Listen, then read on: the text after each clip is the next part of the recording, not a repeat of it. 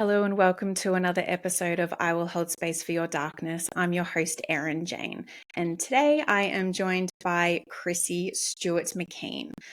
Chrissy is a fellow first responder spouse, coming with us today all the way from Canada. She is the wife of a law enforcement officer. They've been together for 17 years, and she is also a fellow coach, and more specifically, a dedicated police wife coach. On her website, Police Wife Life, she has a free resource bank for people in the first responder community in both the United States and Canada. And she's about to launch a new program called the Police Wife Academy, which is entailing essential skills for life as a first responder spouse, which encompasses resilience, stress management, and so much more. She has background in psychology and 13 years in the wellness industry. And I am very excited to have Chrissy on with me today, especially as I just found out it is her first podcast. It is. And oh my goodness, that made it really real when you were talking about me being a coach and launching my first program. Not that the confidence isn't behind it, but I was like, okay, it's getting out there more and more, right? It adds that level of realness and accountability. But I don't know, equally just so much excitement and so proud, I think, of where things have landed so far. So thank you so much. I know we've talked, I don't know, in our DMs over the last year, I feel like we're gonna have to have you on. And we were chatting just before this about how it just seems to have aligned at the perfect time. So thank you so much. So. No, thank you for coming on. And I think you're sort of the first sort of other first responder spouse that I have had on. So I'm I love that. Additionally, really excited because it's we are like part of the population of the first responder community, but more often than not, sort of, I wouldn't say like forgotten about, but just not totally not really sort of like focused on, I guess, is probably more the sense. So and I think we have probably a lot to talk about and a lot in common. But I guess sort of probably like talk to us about how old you were when you met your husband, and how that sort of came about, and go back a little bit for me, because I know you guys have been together for a while. Yeah. Oh my goodness. I was like, how old was I? How old am I now? But 17 years ago, that would have put me at the young age of 21. I think now we're probably considered today's like high school sweethearts, right? Meeting in university. So, we met through mutual friends, and we had a course together. It was in university, and it was called History and Film. I took it because it was supposed to be a really easy course. I needed a history course.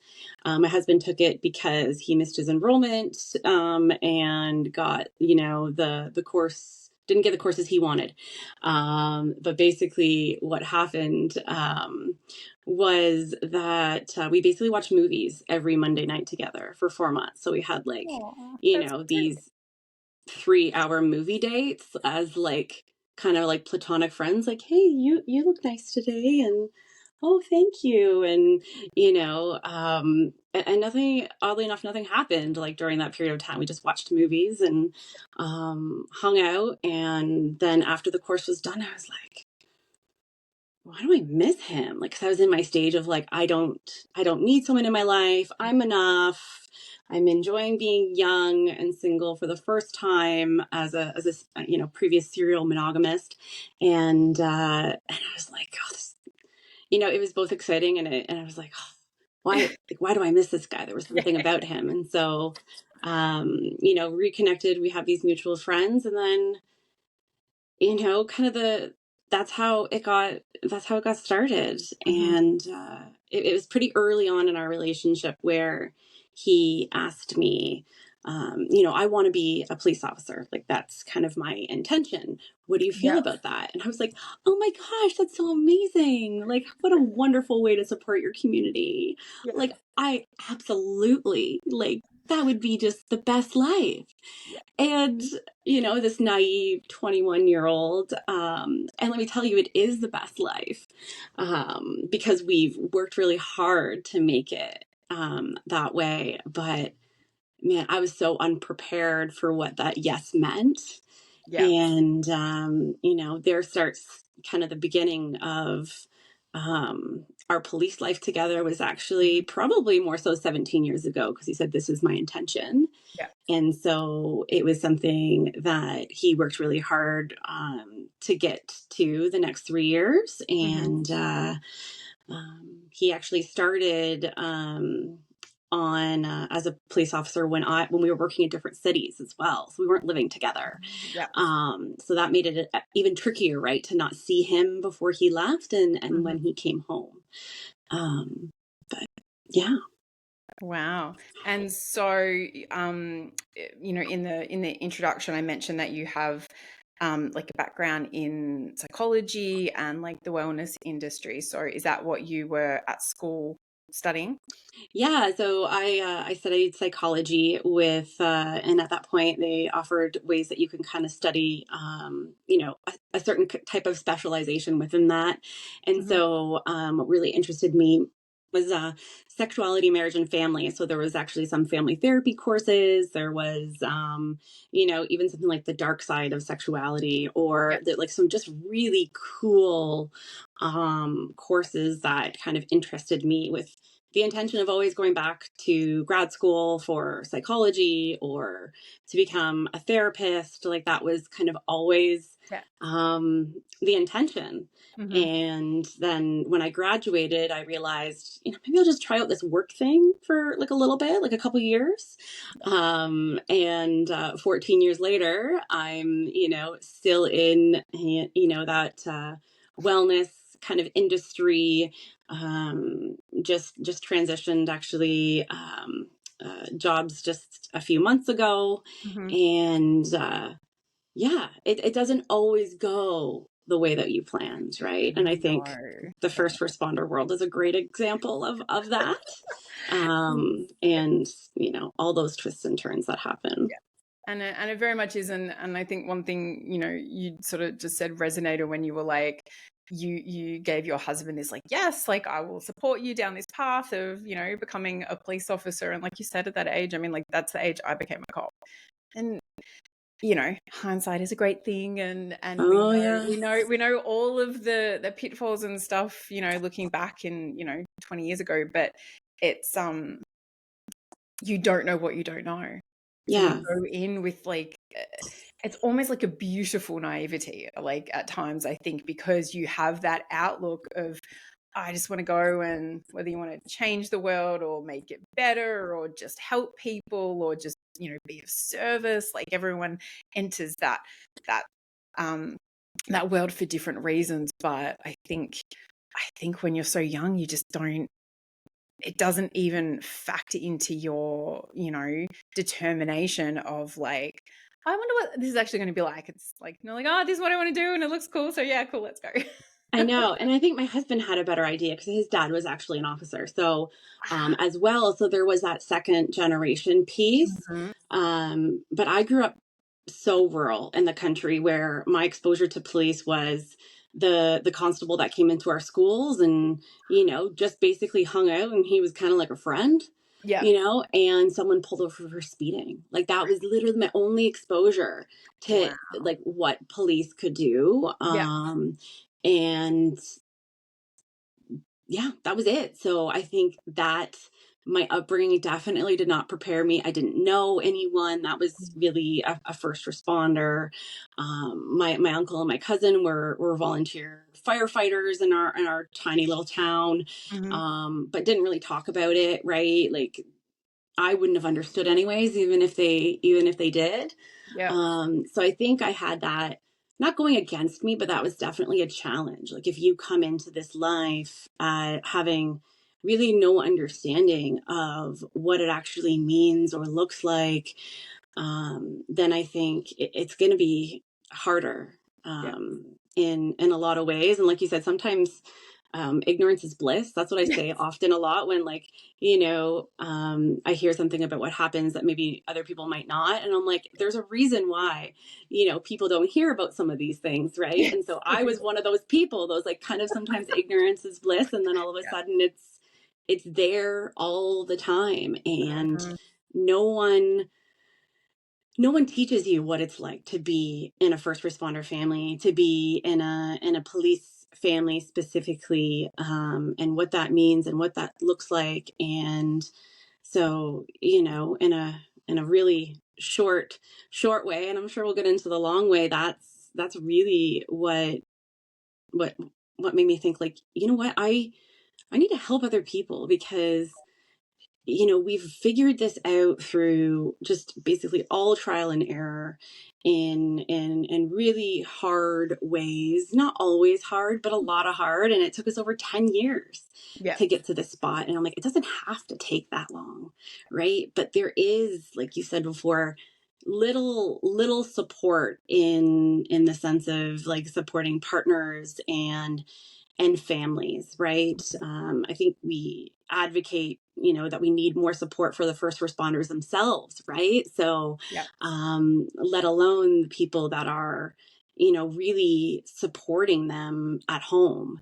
And I think that role has really been under, I don't know the right words. I'm not going to find the right words, but like Yeah. undervalued or underappreciated or unrecognized. And maybe they don't even know the Yeah. degree to which we enable our spouses to go out and do what they need to do. Yeah.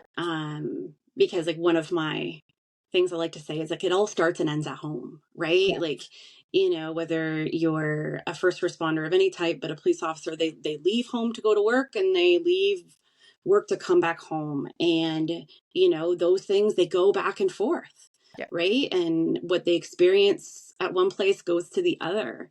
And for the attention or support to not be at home, I think is a really missed opportunity to really support, the wellness of officers, but also the people that like I said, like that allow them to go to work and do their Yeah. jobs.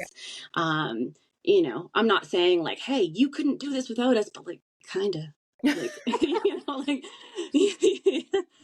No, and no, like, and it totally makes sense what you're saying, and we were, sort of just talking a little bit offline about it, but the fact that, like, we're having this conversation at the moment in the middle of, like, National Police Week, and it is Mental Health Awareness Month, and I think we were saying, like, there is such great strides being taken in the first Mhm, responder realm in regards absolutely. to acknowledging mental health struggles and trying to get them appropriate help and be proactive and be preventative and all of the things.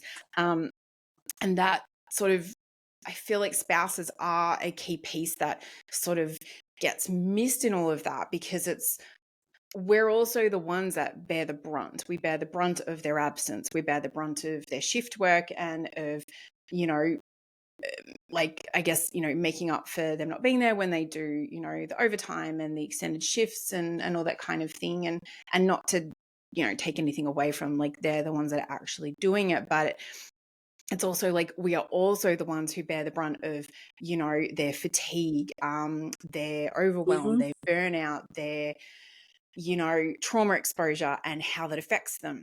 That then impacts us and impacts our families. And then if they do end up struggling with any, mental or behavioral health conditions or challenges or anything like that, like, we're the ones who are going to see it Yep. 99% of the time, or we're going to go, okay, something's wrong. And I think, I sort of had planned to probably like address this like a little bit further into our conversation, but I think there's kind of like a crucial part of the education from my perspective, and not to say I know, what anything that's better or worse or anything like that, but I've lived both roles. Like, I've been the first Hmm. responder and now I'm also the spouse. And so I think there should be some better education out there for spouses of first responders, whether it's police officers, firefighters, EMTs, dispatchers, paramedics, like whatever, that we get taught the signs to be looking out for, and to maybe help facilitate like better dynamics within our relationships, because it's like, yeah, like maybe, you know, it doesn't have to be your husband, partner, you know, wife, whoever. Maybe they're coming home and they're not just being an a-hole because that's like their choice for the day. It's like they're exhibiting, you know, certain signs that like if we were made aware of them, we might be able to tackle some of their issues sooner and not let it escalate towards a diagnosis. Oh, 100%. And um, along those lines, and like recognizing those symptoms of what they look like. I don't know what the landscape down there looks for first responders. I can't imagine it's that different in the Northeast US, but like police services especially are like, they have so many people on long-term disability, so many people impacted by you know um operational stress injuries or PTSIs or anything like that. And they're like, what do we do? How do we help our people? How do we keep them at work? Like, they're struggling with the lack of people on the road because they can't always replace those bodies because they're still Yeah. paying for them. And Yeah. I'm like, I got the answers. Like, I don't want to say like that I single-handedly can solve this, but I'm also thinking like educating us, providing us with support and tools, like support to, yes, recognize what to look for in our spouses, because our whole world changes, right? Like, the only advice, and I don't even think I can call it advice. I would call it a lecture or a hand slap. That when my husband had his first hard call and I had no idea how to support him, he said he was fine, he didn't need my help, I was living in a different city, was, you just have to get it. And I was like, I felt so much shame and guilt because obviously I'm not getting it. Because my partner, who has always been honest with me, tells me he's fine. He's going back out on the road. He's pretty junior, but he's also called a shit magnet, which I never liked. But also, I can laugh about it now. But Yeah. like, that's what they called him in his Yeah. first year or two, because they'd say, oh, this has never happened. I've never seen this happen before. Or I haven't seen this happen in 25 years. And it was happening to my husband. Yeah. And for me, living in a different city, or me not being able to get it and being like, I didn't get the dark humor at first. Like, I was like trying to wrap my brain around the fact that these things were happening to him, not knowing how to support him not wanting to, quote unquote, burden me with his stuff. He had his dad to talk with, which I'm so grateful for, Mm-hmm. and some really good, relationships on his platoon and everything, which is wonderful. But I mean, I would do so much more different going back, but like you said, hindsight is 2020. But looking back, I'm like, man, I can help. Like, I feel like I'm so well equipped to help others, to say like, this isn't just something you get, Yeah. right? Like, it's not going to happen overnight. Give yourself a break. There's lots of things that you can do to support yourselves, but at the end of it, it really is just giving yourself time, finding ways to help ease the worry together. Yeah. I'm sure we'll go into like tools and whatnot that we both use, but honestly, the one that I talk about the most, and the one that would have helped me the most early on and still does, is our communication routines. And, Totally. I'm thinking, yourself being in law enforcement, and your husband being a firefighter, I can't imagine you don't have them yourself, just knowing them. But like, before we leave, and he's probably going to come up here at any moment and like yell and all, and he's gonna be like, okay, I'm leaving, I love you. And I said, I love you, be safe. And then his response is, I love you too, I will.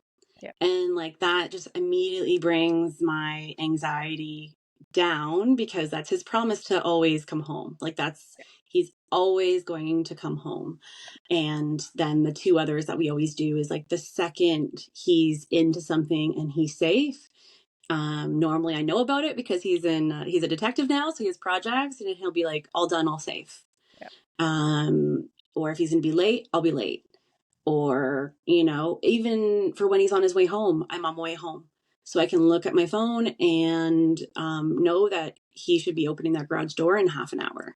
Yeah. So, you know, those are the things that have really worked for us and that I like to share any chance or opportunity I get. And I'm not saying that these have to be the same for every couple, but I know that those are the times that I worry, right? Is like when he leaves, when I know he's getting into something, when he's late, and, you know, if he comes home and he goes to bed, because we have this habit of my 8-year-old sleeps in my bed when he works on afternoons. It's our way of like still being excited when dad's gone. Yeah. And so he doesn't sleep in the same bed. Like we love being close to each other. And, you know, at some point my 8-year-old's not going to want to share the bed with me. And so I'll be able to get him, you know, I'll be able to feel him and, you know, touch him when he gets back into bed. But for now, if he didn't text me on the way home, I may not know until we wake up. Yeah. And so that one's really important for us too. So, And I think it's like you're saying, it's important. It's not this like one size fits all thing of what reassures you is going to be the same thing that reassures me and reassures your partner and my partner and all that kind of thing. And I think it's just about like each couple, each relationship, each dynamic is unique and different and has its quirks and has its challenges and all that kind of thing. And I think it's like you're saying, and even like in the work that you're doing, I think it's just about creating a community where there is someone to go to talk to go, okay, like I'm coming up against like this brick wall,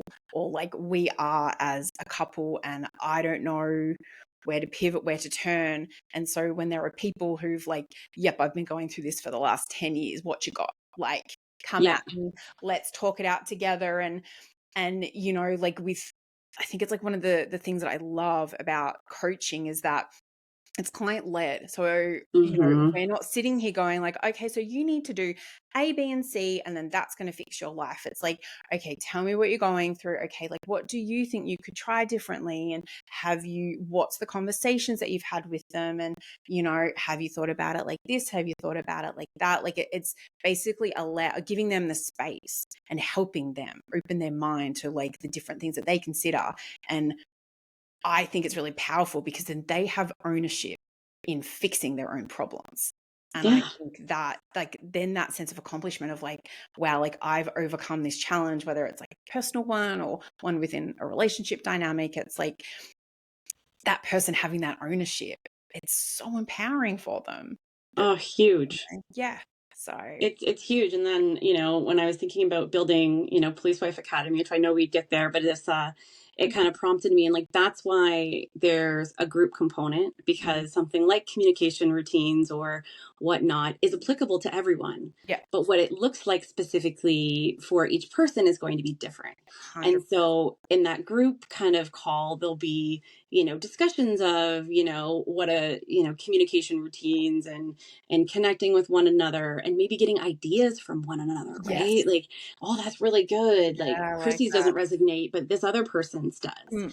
And then the following week is like a one-on-one, because, you know, you're going to go back and you're going to try to establish these. And, you know, to be honest, it's probably not going to be, a home run right out of the park, maybe. You know, it's going to take some testing it out. And so that one-on-one time that, you know, people will get the following week can work out those like really, you know, specific challenges that you may have.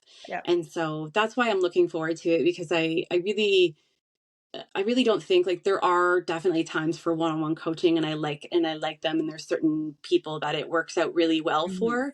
But I think in terms of like we need more of a community, right? As first responder spouses, police wives, in my opinion, there's never been a harder time to be in law enforcement than there is right now. Yeah.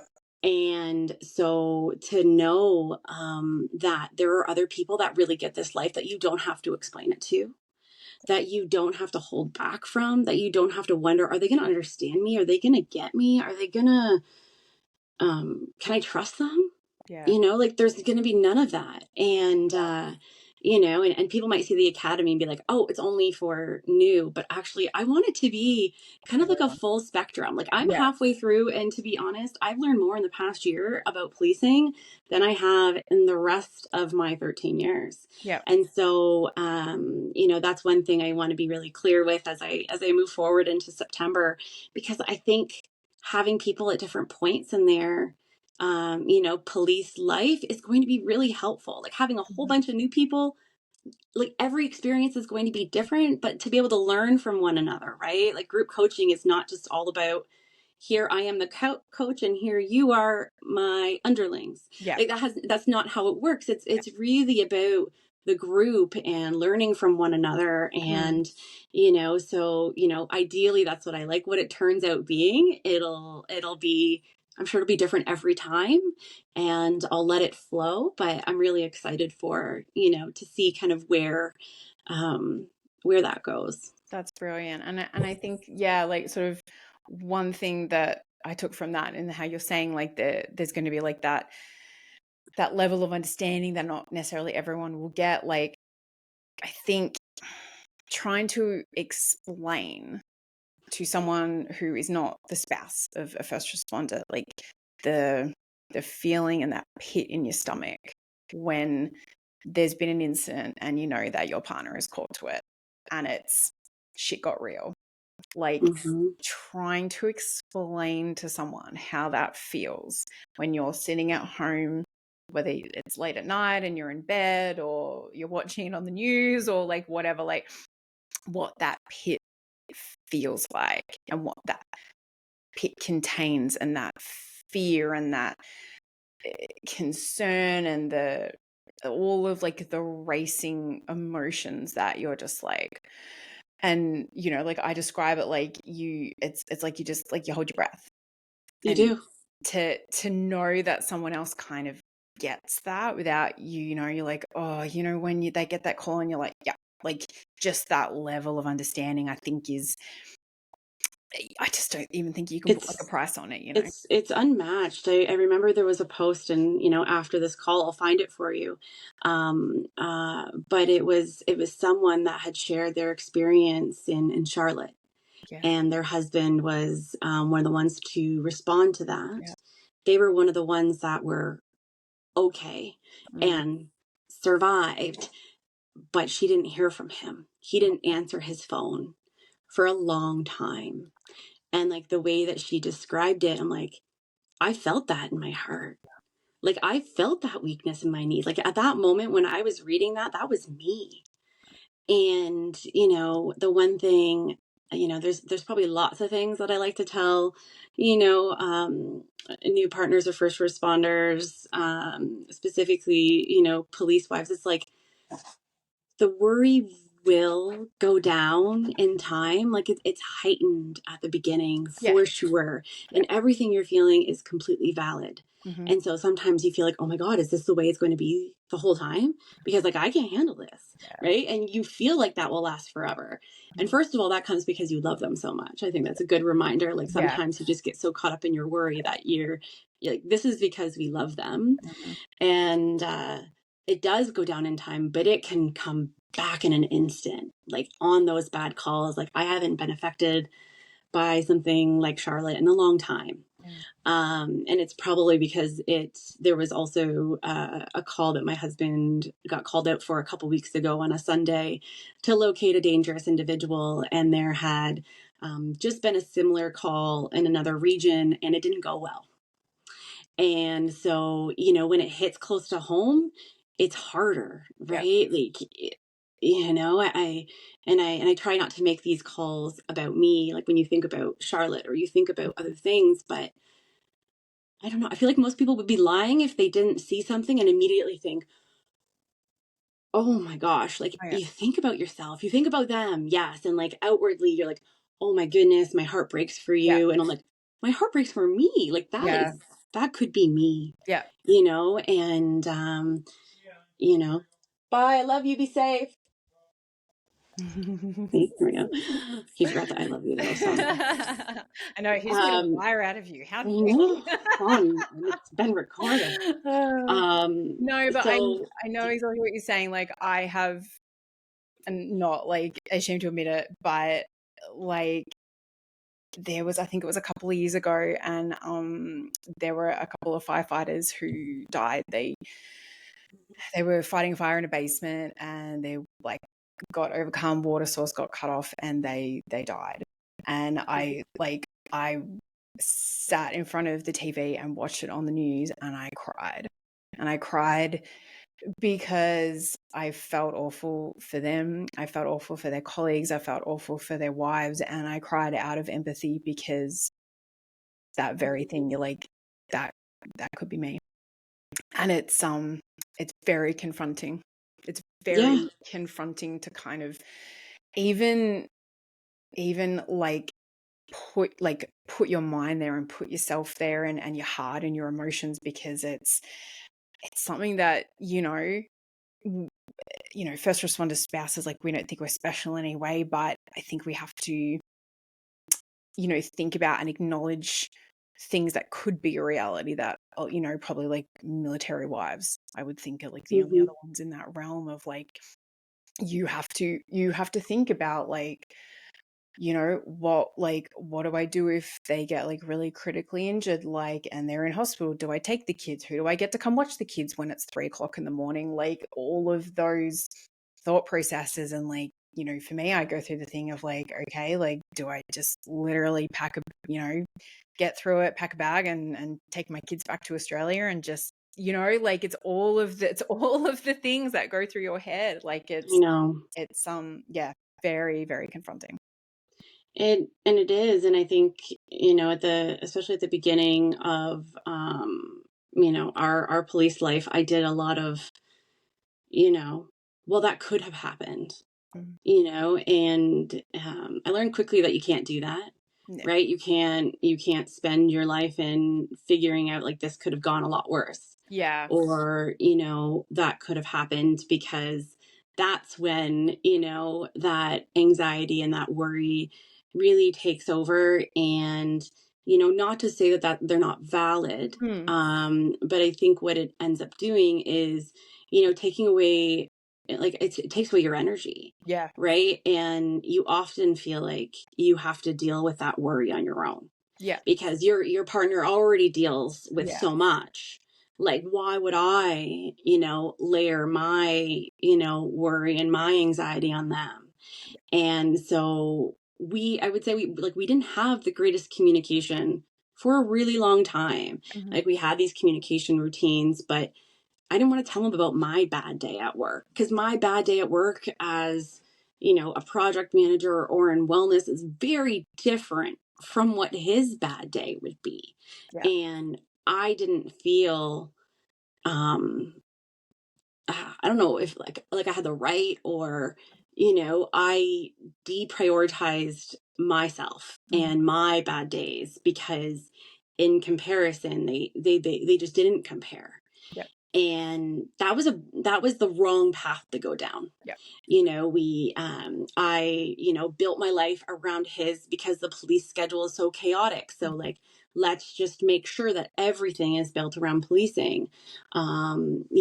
That I sacrifice myself, that I don't tell maybe about my bad day, or even though he never asked me to do any of Yeah. this. Like, my husband is absolutely incredible, and he says, like, of course I want you to talk to me about your bad day. Like, there was just so many misperceptions of things, because we didn't talk openly. We didn't know how.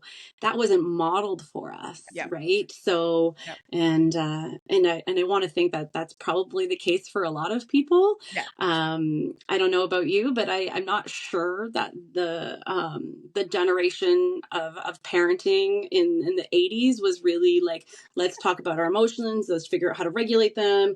Let me tell you how to have an open communication, and Yeah. to have healthy conflict. At least that wasn't the way that we were raised. Yeah. No, And 80s so, 80s parenting was a little different. yeah, like, just going and getting into the world of Instagram and being like, oh my god, is everyone in their 30s like this? Like, But Yeah.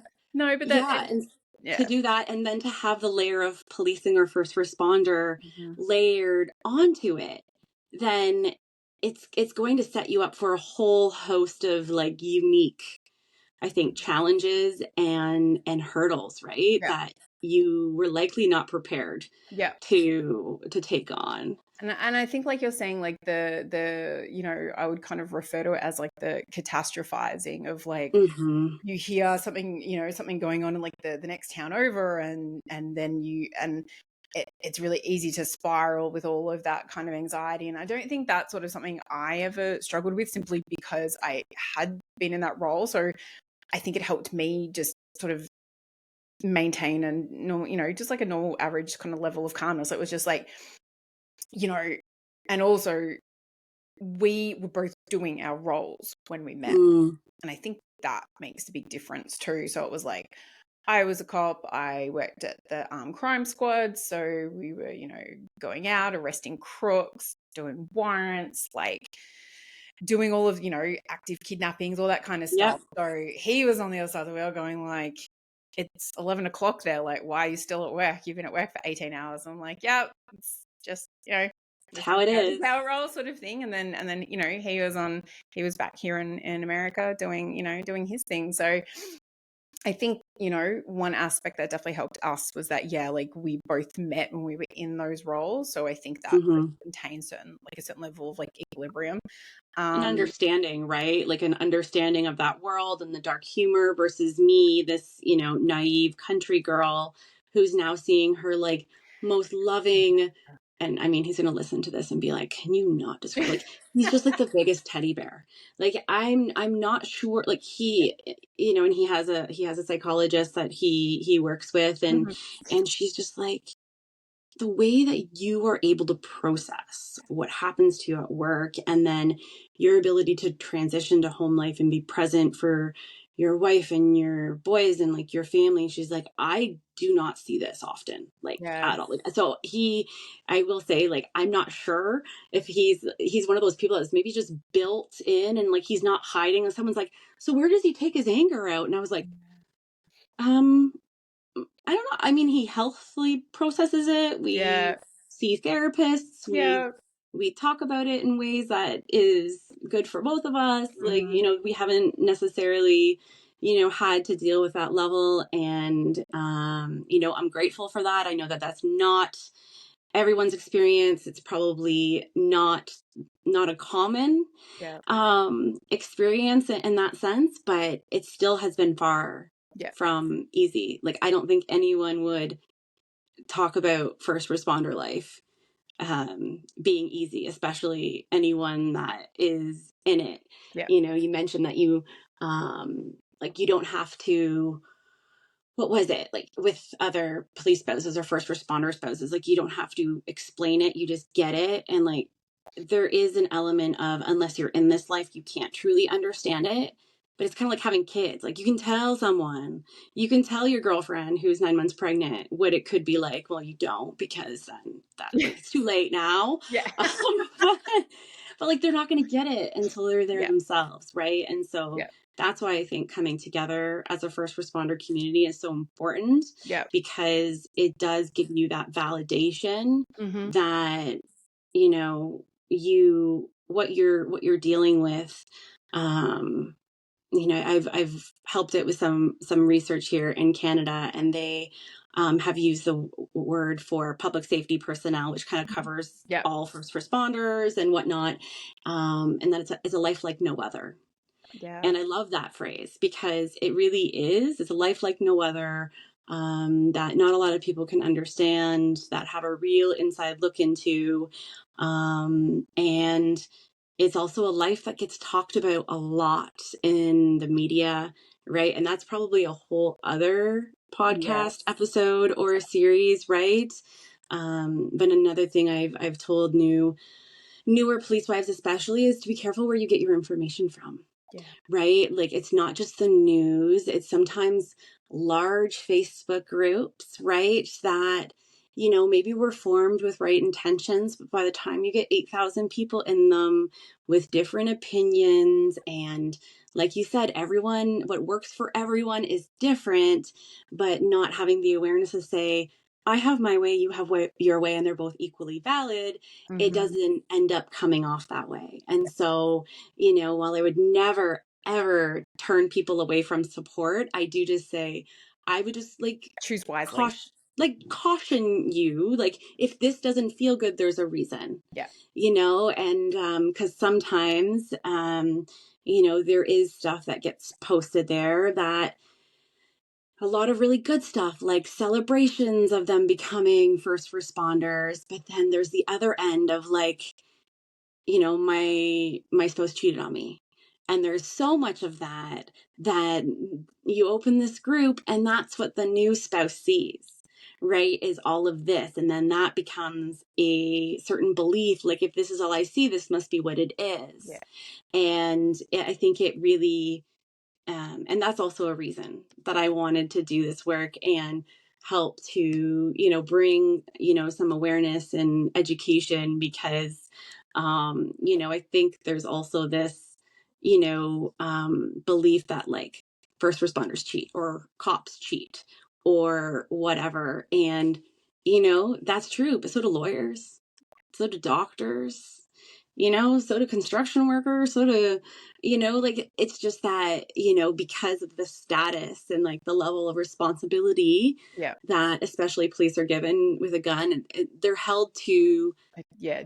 Sort of different standard, or yeah, like a high more level standard or harshly. different Yeah. standard or a public standard or whatever that may be. And, while the statistics do not support higher levels of divorce amongst first responders, that would be Colloquially, really, it's like known, or thought that it is. Yeah. it is thought that it is. Mm-hmm. And to be honest, the jury's still out for me. Like, the statistics don't show it, but we also don't track them like that either. Yeah. Right? Like, are things harder for first responders? Yeah, like, we don't have the time to talk. They deal with really high level dangerous things. So like having the time to talk about regular life and communication and things like that. Like, there are things that are layered on top, Mm-hmm. like all of the adrenaline, the partner not getting them, right? Like, not understanding their world. So you see a lot of second marriages happen between Yeah. first responders, right? Because they get them. Yeah. And so, I can't tell you that I have these 10 papers that back that up, but anecdotally, Yeah. I saw a lot of first responder marriages end in COVID, but just like other marriages. Yeah. And so I do think that it might not be a popular opinion. And I know that there's some pretty influential people out there saying, the divorce rates aren't higher. And I like that, because that way they're not saying you're destined Dreamed. to fail. Yeah. But at the same time, saying that also doesn't mean that, like, what, you're not going to get divorced. You don't have to do that work to put it in. So I think, sometimes we can go the far, like, there's no other higher incidence of Yeah. divorce. Oh, perfect. I'm just going to sit Yeah. here pretty and, ride my way through. Yeah. And so I have yet to kind of figure out where I sit Yeah. on that continuum, right? Other than any marriage needs to have effort put into. And I think first responders have to do that in a way that potentially requires 6 a.m. conversations, 9 p.m. conversations, that maybe not everyone, has to experience that type of thing, right? Where it's Yeah. not optimal, like, levels or Yeah. times, right? Where you want to have these kind of Yeah. conversations. No, I think it's easy to, tarnish like a whole subsection with, like, the same brush, like, oh yeah, they all get divorced, or they all cheat, or they all this, or they all that. And I think and again, we are just two sort of anecdotal, Mm-hmm. experiences, but I think marriage can be hard at the best of times, and adding in the layers of like the shift work, trauma exposure, all of the different aspects that encompass the life of a first responder and a And first kids, responder man, like that's when first responder life got hard, was when family. kids entered the picture. It was one thing when it was just Exactly. me, but then when kids came, like Hmm. that's when the resentment really came. That's when things got a lot harder about him Yeah. being gone at night or overtime Yeah. or, and One I'm of still working full time myself, right? Mhm. And then now I'm being asked to, I'm pulling the double shift too, Yeah. right? And so that was a, probably I would say like that's when it really got difficult for us, was like, adding kids into the mix, Yeah. right? I think one of the biggest killers of, I mean, any relationship, but Mhm. let alone a first responder one, it is that silent resentment Whew. when it's not addressed and it's not acknowledged and it's not kind of talked out and sorted out, and it festers and it poisons. It's so negative, and we went through years of this, of Mhm. me feeling resentment and then me taking it out on him, and Yeah. before I kind of you know sought therapy myself and worked through some of these things to really understand that resentment's an unmet need that you have, that that Yeah. I projected onto Yeah. him, and felt like things were unequal or unfair or whatever way, shape, or form. And then you don't talk about it. And yeah, it does fester and it gets really, really messy Yeah. and really ugly and quite quickly. Right. And Yeah. so, normally I said, the division, everybody divides their household differently, right? In terms of what's being done. What I struggled with up until probably just a couple months ago was that he does a lot of the visible stuff. He does a lot of cooking and cleaning, which people say I'm lucky. I'm like, that's just kind of our expectation, right? Like, this is what works for us. This is Hmm. what our partnership and our love and our marriage looks like. And I say, if both of you are happy with how the division of work and labor, whether it be in the house, out of the house, Yeah. it works for you, I think that's great. Hmm. And so, but I do all the invisible work. So you can't see all the things that keep that cart moving or keep that donkey moving, as you mentioned. And I mean, I don't know if it's come out another episode, but if not, you'll have to, talk about it here. But I felt so weighed down by the invisible stuff. Like, does he think just the soap containers fill themselves? The soap just randomly shows up in the house. It drops in from the sky, Hmm. or that, I'm thinking about the next season's clothes for my boys, in July, I'm buying snowsuits, right? Like, there are all these things that I have 10 things on my mind at any one time.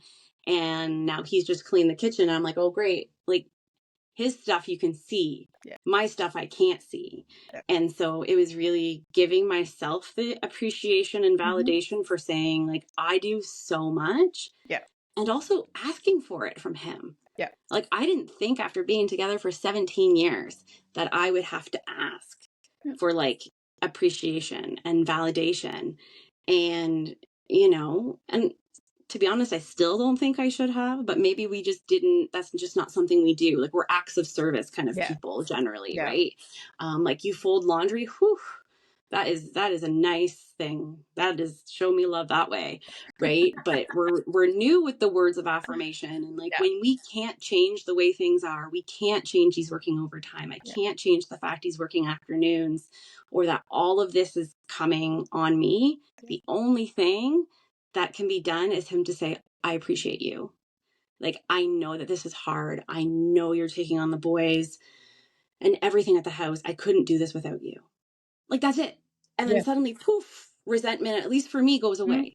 But Simple, validation has been one of yeah, the major tools in our marriage. simple Um, acknowledgement goes mhm. so far.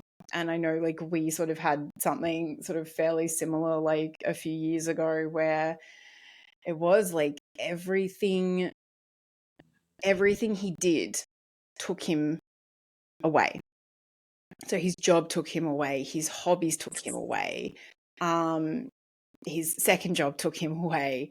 And so it was always me left at home looking after the kids, doing and like facilitating all of that, being able to go away, whether it was for work, which of course appreciate, respect, acknowledge, all that kind of thing, but like all of his hobbies did too. And I started getting resentful and I didn't sort of know it. And then I was getting narky every time he left. Yep. And then he started to feel that too. So it wasn't just him going away for the fun stuff. It bled into him just going to work because he was going away, and we ended up like talking it out one night on a date night, real fun date night. But it came good in the end, and it was kind of, I just said, I'm like, I don't feel like you appreciate, like, I'm like, I don't care that you go. I'm like, but there's no acknowledgement. There's no like sense of appreciation that you care that I'm the one left, like looking after the boys and making sure so you can go away.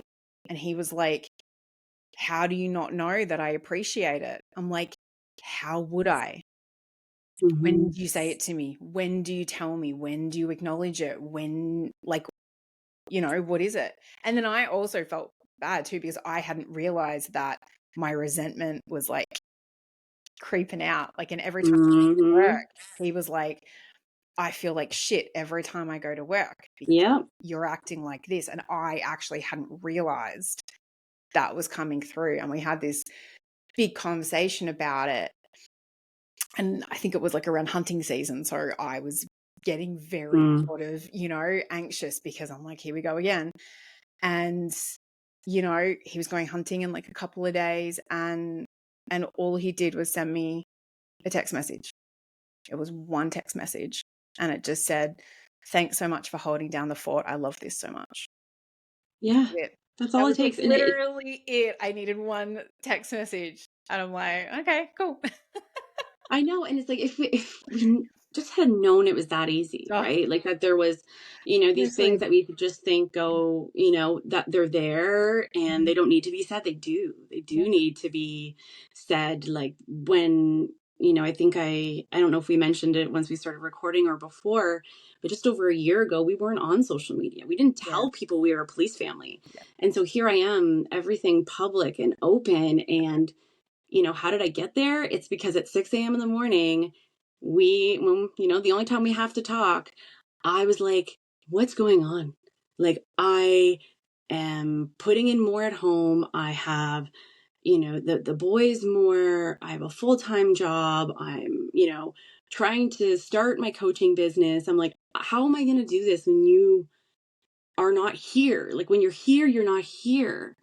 And at that moment, he goes, because I'm having to spend so much more time and energy being safe at work with the way the landscape is right now, that I don't have that energy at home. And then, like, we both just started crying. And I was like, had I known this, like, I wouldn't have just blasted you for not, like, stepping up around here. Like, you're doing this so you can continue to come home to us. But I didn't understand that. Like, it was such a deep, like, thing, right, that we didn't even realize until that moment. And I'm like, surely if, like, we've got to a point where, okay, we've been in years of therapy now, we're talking pretty openly, I'm like, we can't be the only ones that this happens to, right? And so I did like a little test in those said Facebook groups that I said sometimes aren't helpful, but they can be. I'm like, so okay, here's the lay of the land, here's what happened to me this morning. Is anyone else feeling this way too? And like, just the validation of those things, like, oh my goodness, this is us, I had no idea. Like, absolutely. I'm like, okay. I'm like, all right, I got to do something about this, because this is happening everywhere. And, I want all, police, first responder relationships to be beautiful and successful. And, we really have the odds against us, I think, in these times. And someone needs to, I don't know, like, it's not stand up for us, but like, say, like, these things are happening everywhere, right? And in so many relationships, and yet we're not talking about them. Yeah. right? Like I had a friend, or have a friend, and she's 10 years younger than I am. So it feels like a world away. And she's just like, is this just me? Like, everyone else just seems fine.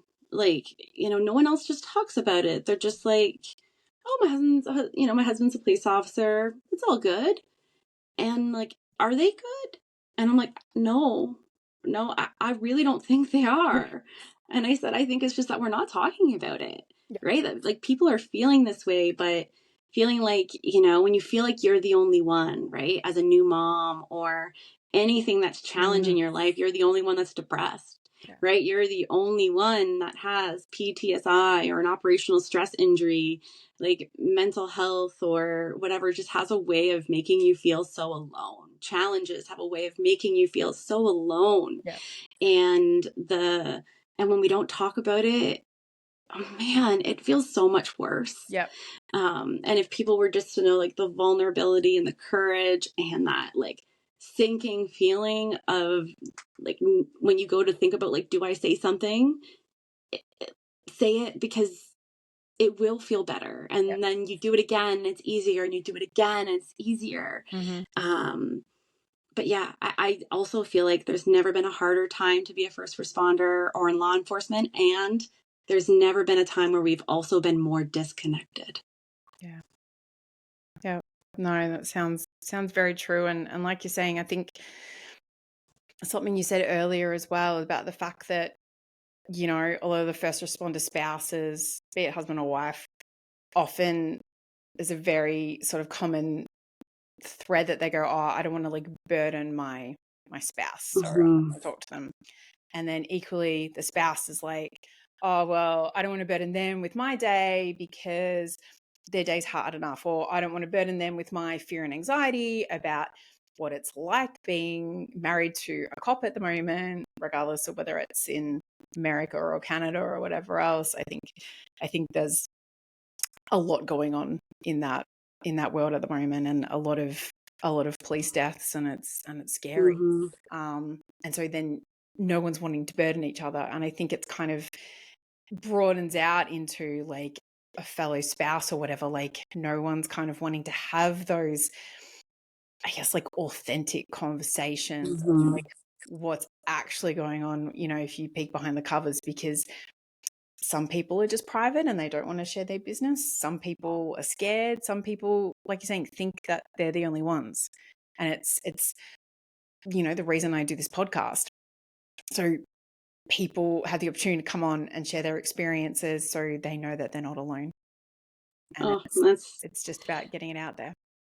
And that's beautiful, right? And we need more and more podcasts like yours and people like us that, are willing to kind of come out and talk about it, or, or showing that, there's permission for other people to do the same thing, right? That maybe they can't for whatever reason, because there was a long time where I couldn't either, right? And, but, I think even if they don't engage, we don't see a comment, I think we have to realize that they're like that the stuff that we do, the content, the words, the awareness, the education, the support, like it probably helps more people than what we're aware of, right? Or at least that's my hope. That talking kind of honestly and vulnerable. Okay, I'm losing my words, so we're probably coming close to the end. But being vulnerable is it really is kind of that key to having a really kind of open and beautiful life. And that, I mean, every relationship can too, right? That you're not put into a box or backed into a corner unless you want to be. And yeah. And I think, equally, I get, you and I both saying it's like we don't necessarily have all of the answers, but we're a resource and happy to help people find it. And I'm always like, I think you can usually find it within yourself, and you can find it within your relationship. It's just about having that support. And sort of, one of the things that, like, I always say, and I say it at, like, the end of every podcast, but it came from, like, my coaching thing, and it was, let me listen in a way you've never been heard. Oof. And part of that is, I think I'm in, like, a very unique position because, like, I've been a first responder and now I'm the spouse of one. So I can hear both sides and I can see it from both perspectives. And I think it allows me sort of, a certain level of, like, independence. Like, even though I get both of it, that helps me have, like a different level of insight sometimes. And Yeah, you can kind of ride both sides, right? Because I know for a fact I could never be in my husband's role. Like, yeah, I know I couldn't. yeah, And then equally, what was interesting is, I always I I haven't maybe shown my weirdness, but I'm weird and I love it and I embraced it. And so I'll just, like, pull up next to a cruiser and be like, "Hey, you want to do a side by side?" And they're like, "Excuse me." So, and so we'll get chatting and they're like, I could never imagine being the partner yeah, of a police officer. I just, not having that control. yeah, Like, I know I'm safe at work, right? Like, I know what I'm going through, but, like, being the one sitting at home, like, wondering what's happening, I yeah. couldn't do it. And so it's interesting that you've had both of those, Mm. because I feel like it's not, I mean, I think it can be common, right? It's not an uncommon Yeah. thing for first responders to kind of be together, but to have been one and now are transitioning into, when that's just a spouse. Like, I'm not sure if I've seen quite that dynamic before, right? Where you're not currently active. They tend to be kind of active at the same time, maybe retired at the same time. But, like, it's Yeah. a really interesting, perspective. I think that you bring that maybe not that I haven't seen before. So, Thank you. um, Yeah, no, I yeah. think, and that's sort of why, like, I do what I do with my coaching, and why equally I'm, pursuing, like, my psychology studies to help in a different capacity sort of down the road, because I think, just having, like, that little bit of insight for both realms can only be of benefit. And it's not like I know everything you've gone through or everything like that, but it's that kind of, like, I'm going to get it a little bit more than 100%. It gives you you know. that, like that, that view from above, Mm. right? The understanding of what it's like to be in each role. Cause as hard as I try, like, I can't imagine fully Yeah. or experience fully what it's like to be on that side. Mhm. We've had lots of open and honest conversations about what it looks like and what it feels like, and whatnot. But, that's where, we need different people in our, what I call circle of support, circle Yeah. of care, village, whatever you call it, because I know from doing this alone that you can't. Yeah. And I know that not everyone has, say, parents nearby, like grandparents, to kind of help. And that's usually like, oh, I don't have the support. It's like, build your village. Yeah. Like, I know that, you don't have one, but you can build one. Yeah. And I'm, a shining example of that. Like, I live in a rural village, but I know if I couldn't pick up my son at the bus stop today, I have 5 people minimum that I know that could be there, Yeah. right? That they could, take him back for an hour. Like, that's a village. Or, like, Yeah. I'm having a hard time, one day on Friday, I'm just done. I don't know if I can parent for a couple hours between supper. Okay, no problem. I'll take him for you. And to have that in close proximity, it's Mm. just that you can't put a price on that. You Yeah. can't put, it's really invaluable. And so whether that means, and not all of them are, I think there's one that's two that are firefighters, but honestly, the rest are moms, like Yeah. the moms that get it, people that have similar values, people that really see community as a really important thing. And Mhm. so while I'm saying it's important to build a community of people who get it, I think it's really important to build a community of those that are around you. Yeah. Because when things get hard, because they will, it's not an if, it's a when. Yeah. You are literally a 5-second walk away from someone that can help you.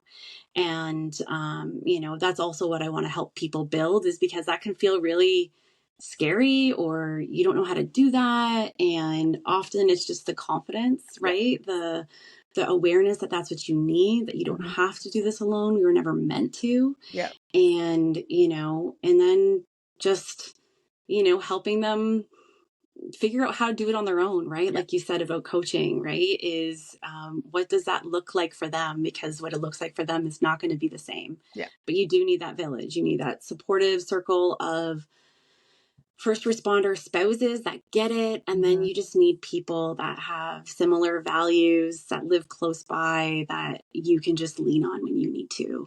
Yeah. So no, that makes all the sense in the world.